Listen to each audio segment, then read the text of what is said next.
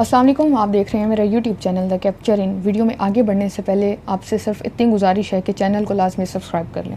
अफसोसनाक वाक़या है ये रावलपिंडी से, और पिछले दिनों एक वाक़या पेश आता है और उसकी आप कहानी सुने। बड़ा ही हैरान कुन ड्रॉप सीन है। किस तरह से एक माँ को उसकी बेटी की, जवान बेटी की, लंदन से जब उसकी वालदा वापस आती है और देखती है कि उसकी बेटी की सड़ी हुई लाश, मतलब कि गली सड़ी पड़ी है और काफ़ी दिन गुजर चुके हैं और बदबू आ रही है उससे।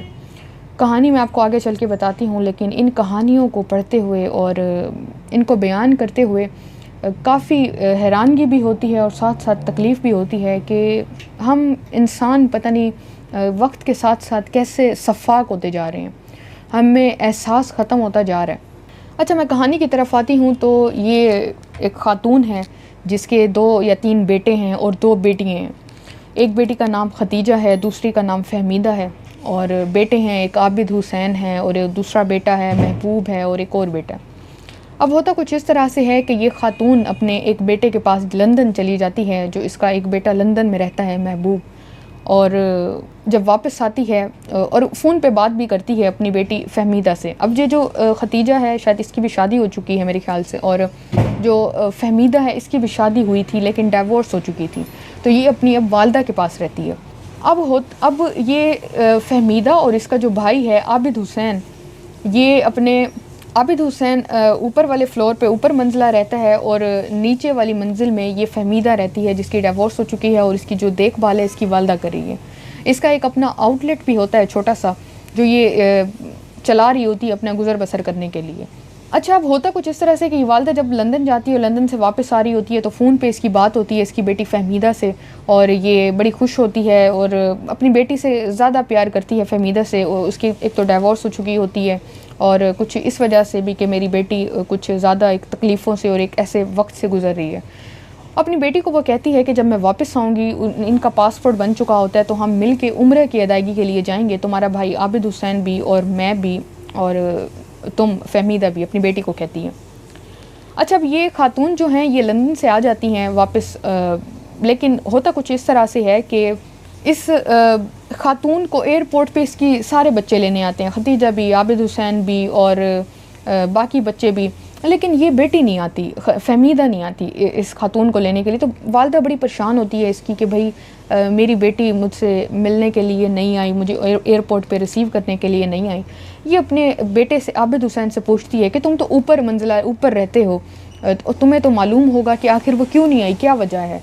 लेकिन वो कहता है कि मुझे इस बारे में कुछ मालूम नहीं है। इस तरह से वो जवाब देता है कि मुझे नहीं पता वो क्यों नहीं आई। अच्छा, वो खातून उसको अपनी बेटी को फ़ोन करती है लेकिन कोई भी जवाब नहीं आता उसकी तरफ। अच्छा, अब इस सारे वाक़े में जब वो अपने बेटे से पूछ रही होती है कि बेटी क्यों नहीं आई, माँ परेशान हो रही होती है, फ़ोन करती है लेकिन उसकी बेटी फहमीदा फ़ोन उठाती नहीं है। अच्छा, इस सारे सिचुएशन में, सारी चीज़ों में उसकी बेटी खतीजा का फ़ोन आता है उसको, माँ को, और वो बताती है कि फहमीदा की जो डेथ हो चुकी है। अब इसकी वालदा के जो पाँव से ज़मीन है वो निकल जाती है और बहुत ही ज़्यादा वो गमगीन और ऐसे समझ लें एक सदमे में चली जाती है कि ये अचानक कैसे हुआ। मेरी बेटी बिल्कुल ठीक ठाक थी, नौजवान थी, जवान थी, कुछ भी नहीं था उसको, और मेरी उससे वापस लंदन से वापस आने से कबल ही उससे फ़ोन पे बात होती है, कोई ऐसी कुछ चीज़ नहीं थी, ना कोई वो बीमार थी, ना उसको कोई बीमारी थी, और अचानक से उसकी डेथ होना, तो वो उसको एक हैरानगी में डाल देती है कि ये कैसा मुमकिन हो सकता है। ये खातून अब जाती है रावलपिंडी के घर में और जाके देखती है तो इसकी लाश से जो है वो बदबू आ रही होती है और गली सड़ी पड़ी होती है किचन में। वो बड़ी हैरान होती है और बज़ाहिर ऐसा लग रहा होता है शायद इसको आके किसी ने कत्ल कर दिया है और यहाँ फेंक के चले गए हैं। अच्छा, इस खातून का ये सारा वाक़या गुज़रता है और जो इसकी वालदा फहमीदा की वालदा, इसकी 11 अप्रैल को नमाज जनाजा जो है वो अदा हो जाती है, और लेकिन फिर भी उसको सुकून नहीं आता माँ को कि मेरी बच्ची कैसे अचानक से चली गई। उसका कुछ था ही नहीं, कोई मसला ही नहीं था, बिल्कुल नॉर्मल एक था, उसने मुझे कुछ भी नहीं बताया, और अचानक से ये सारा इंसिडेंट होना काफ़ी शकूक और शबहात पैदा करता था। अब वो अपने बेटे आबिद हुसैन को बुलाती है, बच्चे सारे उसके इकट्ठे होते हैं, बेटे बेटी खतीजा सारे, उनके सामने वो ज़ोर देती है कि भाई तुम बताओ कि आखिर असल वाक़या क्या है। ये मुमकिन ही नहीं हो सकता कि एक ही घर में एक बंदा रहता हो और उसको मालूम ही ना हो कि उस घर में चल क्या रहा है। कि आखिर नई भी थी, कहीं गई भी थी, तुमने आखिर देखा तो होगा कहाँ गई थी, कौन आया था, या किस तरह का वाक़या पेश है। काफ़ी उसको कस्में देती है, वादे देती है, सब करती है कि भाई मेरी बेटी कितनी तकलीफ़ में होगी जब उसकी जान इस तरीके से निकल रही होगी और किस पता नहीं क्या सूरत हाल होगी। अब वालदा की साफ ज़ाहिर है कि इस ऐसी दुखी बेटी से ज़्यादा अटैचमेंट होती हैं, एक फ़ितरी अमल है। अच्छा, अब वो काफ़ी अपने बेटे को इसरार करती है तो उसका बेटा रो पड़ता है और माँ के पाँव पड़ जाता है और बताता है उसको कि मैंने ना अपनी बहन का इस तरह से कत्ल कर दिया और मुझे समझ नहीं आई, मुझे असल में उसके किरदार पे शक था। किरदार पे शक करना हमारे इसमें आम है और फिर कत्ल कर देना भेड़ बकरियों की तरह ये भी बड़ा आम है। ऑनर किलिंग वैसे आम है, मतलब इंसान नहीं है, शायद मुर्गी की बच्ची है या बच्चा है, उसको बैठ के ज़िबा कर दो या उसको मार दो। खैर, अच्छा, अब इस बच्ची का ये इस वालदा को वो बताता है सारा, और वालदा क्या करती है, जाके पुलिस में इस सारे वाक़े को रिपोर्ट कर देती है। आप ये देखें कि अक्सर वालिदैन अपने बच्चों को छूट देते हैं या वो उनकी कहते हैं कि चलो एक बच्चा तो गया, दूसरे को क्या ज़ाया करें, नहीं वो इस चीज़ों को रिपोर्ट करते। लेकिन ये जो खातून है ये अपनी बेटे की जाके पुलिस स्टेशन में रिपोर्ट कर देती हैं कि इस तरह से ऐसे इसने किया। बाद में जाके पता चलता है कि ये जो सारा वाक़या था वो जायदाद की वजह से हुआ। होता कुछ इस तरह से है, आप ये देखें इसका ड्रॉप सीन, कि वो कहता तो ये है कि मैंने किरदार की वजह से, इसका किरदार मशकूक था तो मैंने अपनी बहन का कत्ल कर दिया, और बताता है वो सारी, अब कहानी बताना शुरू होता है। अब आप कहानी सुने जो वो बताता है। वो कहता है कि ये जो घर था, ये जो रावलपिंडी का जो घर था, कि वो अपनी वालदा को और बहन को काफ़ी ज़ोर दे रहा था कि ये जो घर है उसका कोई घर नहीं था, ये घर मेरे नाम कर दो। और लेकिन जो वालदा थी वो इस बात पे बाज़िद थी कि इस मेरी बेटी की जो है वो तलाक हो चुकी है, तो मैं कैसे इसको बेयार व मददगार छोड़ दूँ और इससे सारा घर तुम्हारे नाम ही कर दूँ। तो वो बिल्कुल ये घर अपने बेटे के नाम नहीं करना चाह रही थी, लेकिन बेटा ज़ोर दे रहा था माँ पे भी और बहन पे भी कि हर हाल में मुझे ये घर जो है वो मेरे नाम करके दो।